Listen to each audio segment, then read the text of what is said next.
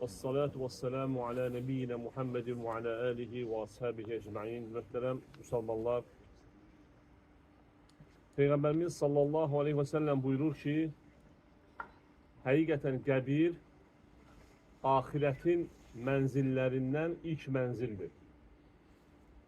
Kim qəbirdə, yani burada nicat taparsa, bundan sonraki sorgu sualı da, bundan sonraki mərhəlelerde de rahat keçəcək. Osman radiyallahu anhu qəbir üstündə dayananda ağlayardı.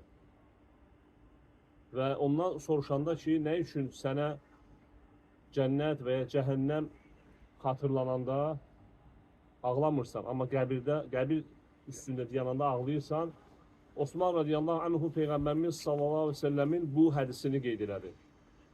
Dedi ki, çünkü mən eşitmişəm, Peygamberimiz sallallahu aleyhi ve sellem buyurur ki, həqiqətən qəbir ahiretin menzillerinden ilk menzildir. Kim onda nicat taparsa, sonraki sorgusualı da rahat olar. Yani ne demektir ilk menzildir? Yani ilk sorgu-sual qəbirdən başlayır.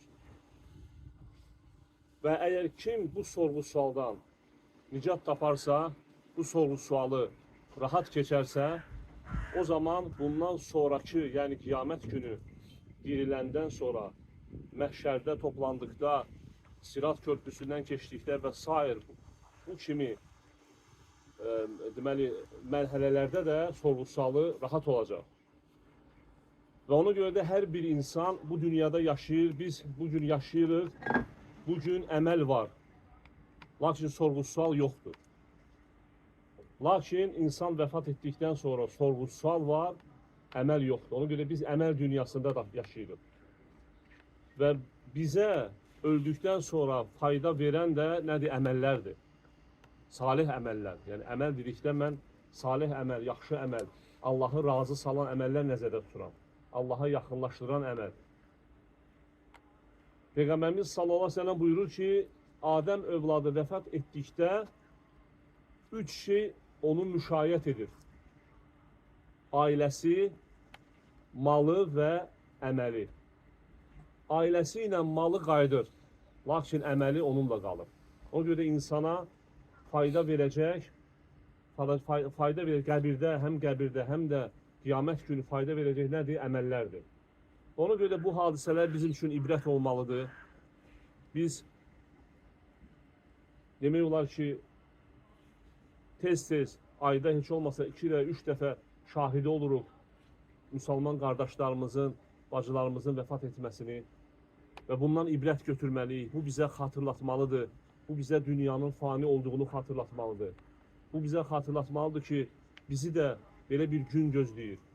Hamımızı gözləyir belə bir gün. Bundan qaçmaq mümkün deyil, bu qaçılmazdır. Qaçılmaz bir həqiqətdir. Və buna hazırlaşmaq lazımdır. Və hazırlaşmaq da nədir?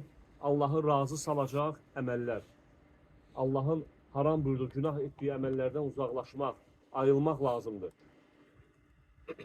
Və ona görə də qardaşlar, hər bir insan gərək bu gün üçün hazırlaşsın, tədarük görsün, əməllə, salih əməllə, günahlardan çəkinməklə, tövbə etməklə.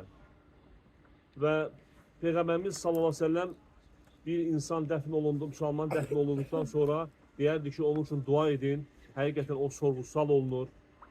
Və mən də qardaşlara müraciət edirəm, dua eləyək qardaşımızın atası üçün, Allah günahlarını bağışlasın. Allah Teala onu bu sorğu-sualda sabit etsin. Allah Teala qəbrini cənnət bağçalarına bir cənnət eləsin.